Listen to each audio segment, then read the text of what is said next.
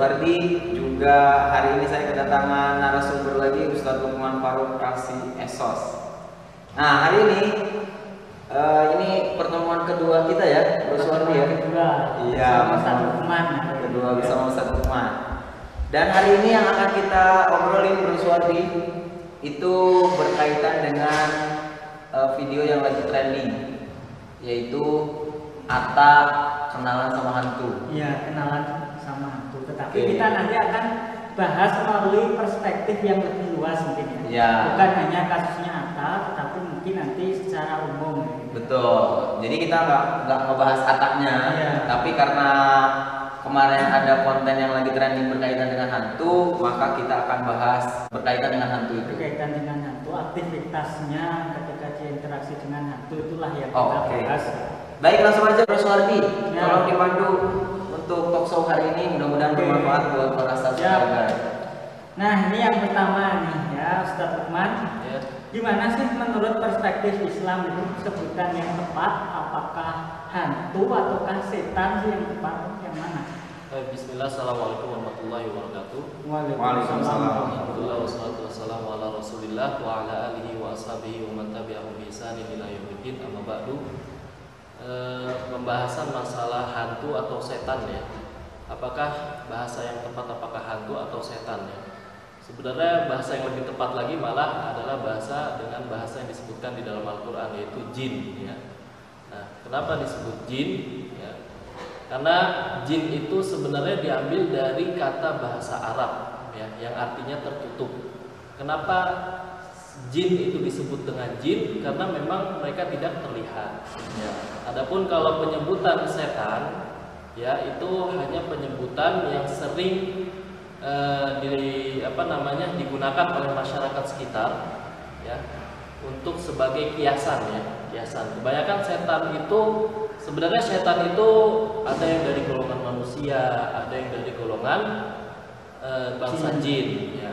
Nah, orang-orang yang buruk ya, kebanyakan di masyarakat sekitar juga kebanyakan disebut dengan setan juga sebenarnya ya. Manusia yang berperilaku buruk, yang senantiasa melakukan kemaksiatan, itu disebut dengan setan juga sebenarnya.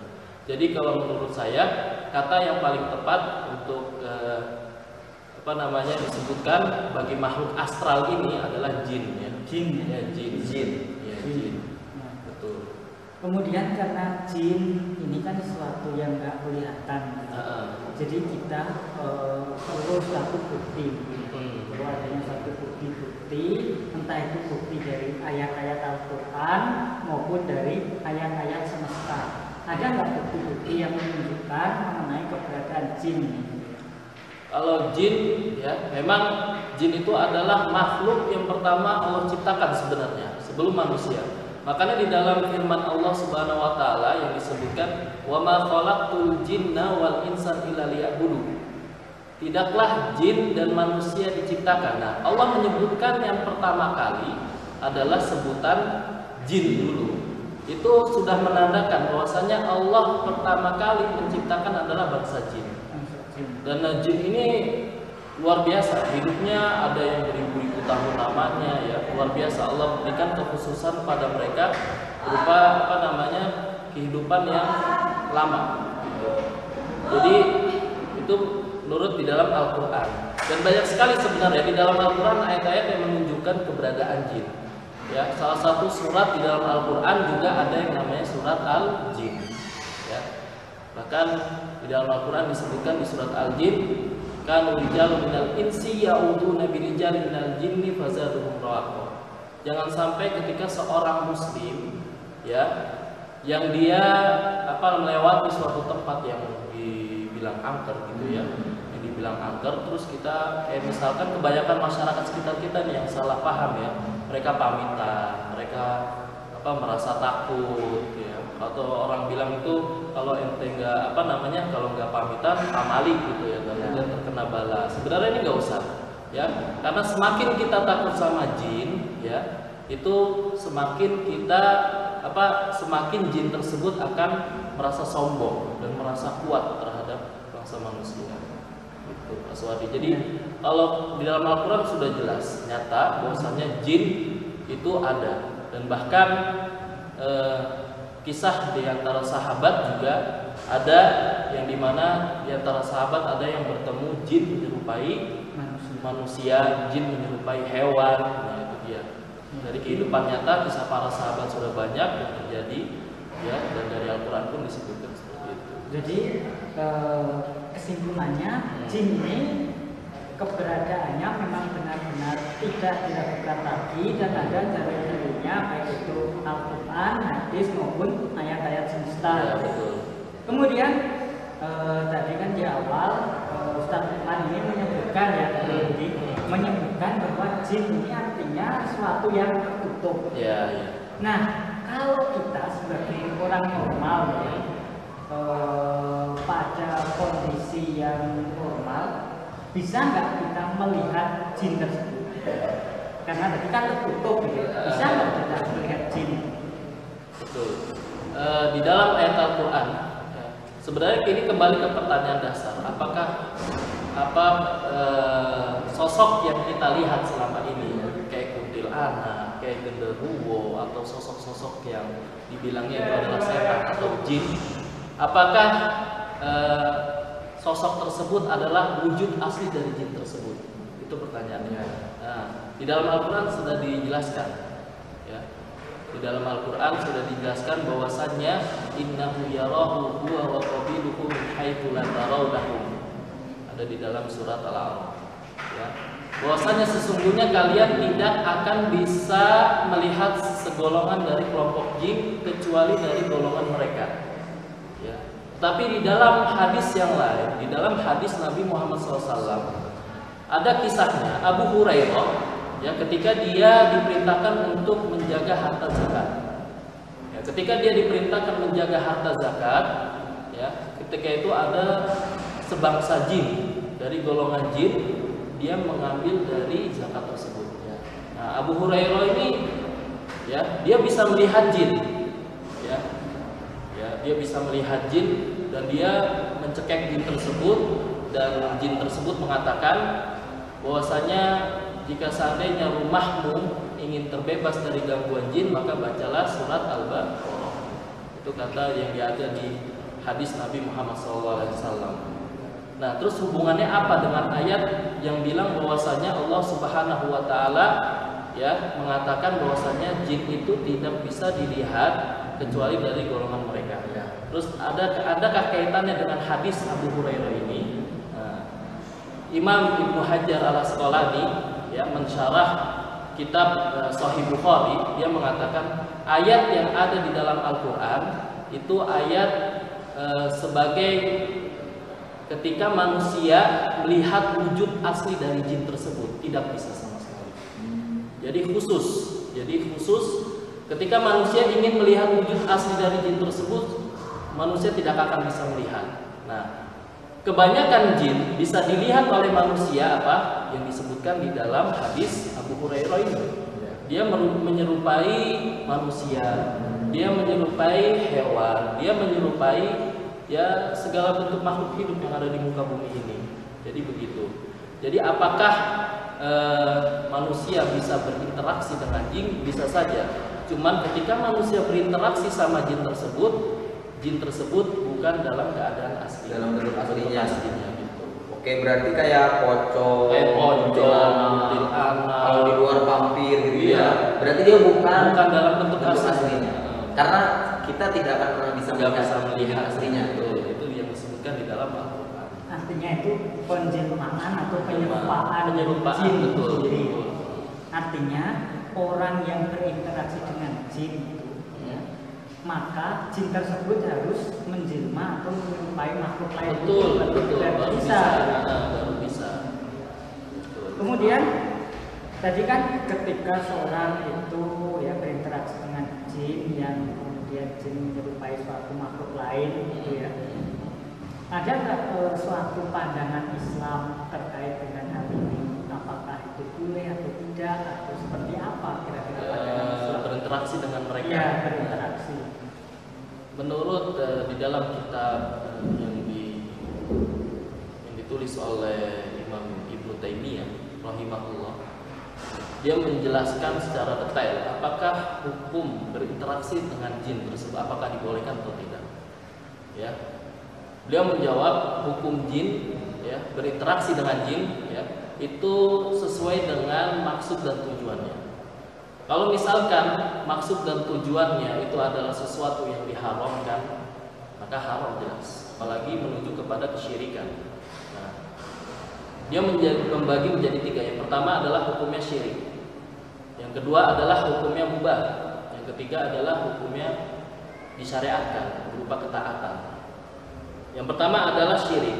Ya jelas kalau misalkan kita berinteraksi dengan jin ya dengan tujuan menyekutukan Allah. Nah, dengan kita memberi sesembahan atau ya untuk mendapatkan dunia ya, kita memberikan sesembahan atau kita menyembah berhala dan sebagainya jelas itu diharamkan dan jelas itu adalah kekufuran ya. Orang yang melakukan hal tersebut adalah kafir ya, hitungnya kafir karena dia telah menyekutukan Allah.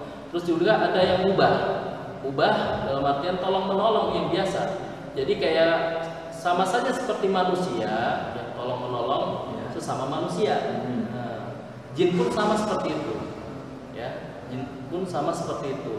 Ya tolong menolong kayak misalkan minta tolong ambilkan duit di kotak misalkan ya. Atau ambilkan itu kalau misalkan jinnya itu telah nampak di hadapannya ya dan dia berteman dengan jin tersebut. Kalau misalkan kayak ngambil duit atau ngambil mikrofon kayak itu pokoknya hal-hal sesuatu yang lumrah lah ya. Mubah lah. Dan itu nggak masalah. Kerjakan jin dan sebagainya. Nggak masalah. Suatu hal yang mubah. Itu masih sesuatu yang mubah. Tapi punya hak kan nih jin ketika dia dikerjakan. Nah itu dia. Apakah dia memiliki hak atau tidak? Nah itu nanti sebenarnya kembali kepada kesepakatan orang tersebut dengan jin tersebut. Ya. Apakah dia memiliki hak atau tidak? Ya tergantung. Karena bangsa jin itu semuanya sama seperti bangsa manusia, memiliki golongan, ya entah dia membutuhkan makanan, minuman, ya, semuanya sama seperti manusia. Makanya nanti mungkin ada pembahasan yang lain. Baik. Terus juga sesuatu yang berupa ketaatan, kayak misalkan saling tolong menolong dalam kebaikan, saling menasehati. Nah ini kan soal ketaatan. Misalkan jin itu kita berteman dengan jin yang kelihatan, terus dia bilang kamu harus sholat itu wajib gini-gini. Nah itu adalah ketaatan. Jadi misalnya kita menasihati jin itu justru suatu yang disyariatkan boleh. Ya. Karena memang tujuan manusia kita nih sama jin juga diciptakan sebenarnya tujuannya sama untuk beribadah. Jadi nggak ada sebenarnya masalah berinteraksi dengan bangsa jin nggak ada pengharaman secara mutlak. Jadi nggak semuanya haram, jenis interaksinya nggak semuanya haram. Ya pokoknya jelasnya sama kayak manusia lah ya. Ada yang taat, ada yang suka berjudi, ada yang merusak, ya jin juga sama gitu ya. Ada yang taat dan segala macam. Oke. Terus selanjutnya kalau orang-orang yang di luar sana gitu ya, bukan hanya Atta ya, tapi orang-orang secara umum gitu ya, apa sih motif mereka berinteraksi dengan jin? Apakah motifnya yang ketiga tadi ketaatan, ataukah justru yang pertama kesyirikan, atau hal-hal yang ubah-ubah saja? Jadi kebanyakan ya yang di televisi kayak gitu, terus menghadirkan jin kayak gitu. Itu kebanyakan di antara mereka yang sudah bisa berinteraksi dengan jin, itu kebanyakan mereka pasti dia melakukan suatu perbuatan yang diharamkan dalam Islam. Ya. Karena kebanyakan di antara mereka itu bisa meramal. Nah, sedangkan meramal itu jelas diharamkan. Orang yang mengatakan bahwasanya dia bisa meramal masa depan, maka sudah dipastikan dia adalah kafir. Ya. Kebanyakan dari supranatural ya, atau orang-orang yang indigo gitu, itu kebanyakan mereka ketika ada orang yang konsultasi sama dia, mereka bilang nanti kamu akan seperti ini di masa depan gini-gini. Nah itu jelas kebanyakan seperti itu, jelas diharamkan. Nggak boleh ya, nggak boleh seperti itu. dan jarang sekali orang-orang yang menggunakan jin berinteraksi dalam masalah ketaatan. Saling menasihati dalam melakukan Itu jarang ketaatan sekali. sangat jarang sekali ya. Jarang sekali. Tapi Ustaz Lukman, kalau ada manusia yang diganggu oleh jin, kayak misalnya kesurupan, itu maksudnya diganggu apa gimana? Itu diganggu. Diganggu ya, berarti emang itu mah diganggu. Diganggu benar, masuknya diganggu tanpa dia maksudnya ya sama seperti manusia ya yang suka mengganggu manusia yang lain. Ya. Kadang dari golongan jin ada yang iseng juga. Iya, kayaknya Ada yang iseng juga. Atau jangan-jangan dari manusia juga ada yang kisah ke jin? Ada nggak ya? Mungkin ada. Mungkin itu orang-orang yang suka yang apa namanya bilang bisa melihat. Iya. Itu kadang Mungkin iya. masuknya ke orang ke bangsa jin yang suka ganggu manusia ya. Iya. Nah, mereka tuh manusia yang ganggu bangsa Banyak jin gitu ya. Kebanyakan manusia juga sama seperti kata Pak Rudi ya. Ya. Dari manusia itu kadang yang merasa bisa melihat jin, merasa bisa berinteraksi sama jin, dia itu kayak datang ke suatu tempat dan di situ ada sekelompok golongan jin dan dia mengganggu, sebenarnya itu mengganggu. Berarti mengganggu. Mengganggu. Kalau menghadirkan juga kan berarti kan mengganggu mereka. Mengganggu ya? mereka. Iya. Ya, lebih baiknya kita ya udah diam. Kalau misalnya ada ya udah ya kita sama dia kewajibannya sama-sama beribadah, Betul. nggak usah saling mengganggu, nggak usah saling mendolimi. Gitu aja. Oke, kemudian pesan-pesan Ustadz Lukman kepada warganet, kepada netizen ini terkait dengan isu interaksi dengan jin ini apa kira-kira? Ada pesan-pesan yang ingin disampaikan? Pesan-pesan saya ya yang mau saya sampaikan kepada para pemirsa sekalian, untuk berinteraksi dengan jin walaupun ada yang bilang membolehkan, ya alangkah baiknya jangan dilakukan. Kenapa? Karena banyak sekali yang terjadi ketika seseorang yang dia bilang saya berinteraksi untuk dalam kebaikan kok ya gini. Cuman ujung-ujungnya jin itu akan mengabarkan sesuatu perkara yang goib, perkara yang tidak diketahui manusia yang akan datang. Nah, dan manusia itu akan tertarik dengan perkara gaib tersebut. Apalagi kalau perkara tersebut benar-benar terjadi dalam kehidupan. Dan jelas ya, tadi yang saya sudah bilang, ketika seseorang merasa dia mengetahui kejadian yang akan datang, ya, itu sudah jelas orang tersebut adalah kafir. Orang tersebut kafir.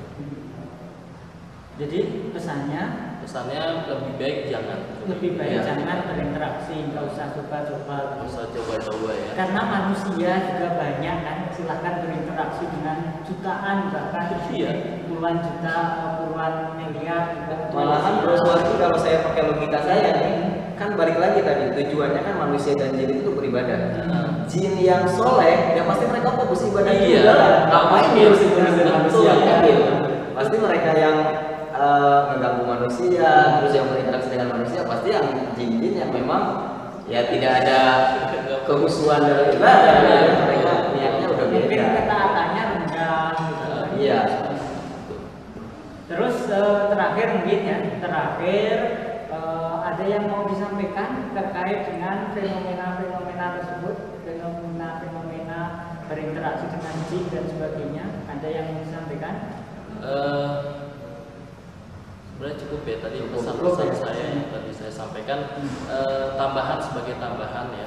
Kalau kita misalkan ya berinteraksi dengan jin dan kita meminta bantuan dengan jin, ya, walaupun dalam hal yang mubah pun ya, itu nantinya akan menghilangkan rasa tawakal kita kepada Allah. Menghilangkan rasa kepercayaan diri kita. Seolah-olah kita itu nggak memiliki apa-apa. Padahal Allah Subhanahu Wa Taala mengatakan, "Laqad khalaqnal insana fi ahsani taqwim." Bahwasanya manusia telah diciptakan dengan sebaik-baik rupa, perwujudan, dan semuanya manusia bisa melakukannya. Ya, apa saja, apapun manusia bisa melakukannya sebenarnya. Cuman ketika manusia melakukan hal tersebut harus berdasarkan dengan tawakal kepada Allah. Jangan meminta bantuan dengan jin ya, yang ujung-ujungnya membawa mudarat yang lebih besar ya, dari agamanya. Oke. Selanjutnya saya kembalikan ke tuan rumah channel ini, Rudi. Ya. Ditutup mungkin. Oke, segitu dulu ya teman-teman ya. Mudah-mudahan bermanfaat. bermanfaat. Jangan lupa kalau teman-teman bisa melihat bentuk jin itu bukan bentuk yang sebenarnya, ya. Itu dia menjelma apakah menjadi pocong, kuntilanak dan lain-lain. Tetapi tadi yang sudah disampaikan, kita tidak akan pernah bisa melihat bentuk asli mereka. Oke ya. Mudah-mudahan bermanfaat buat teman-teman. Terima kasih atas perhatiannya. Assalamualaikum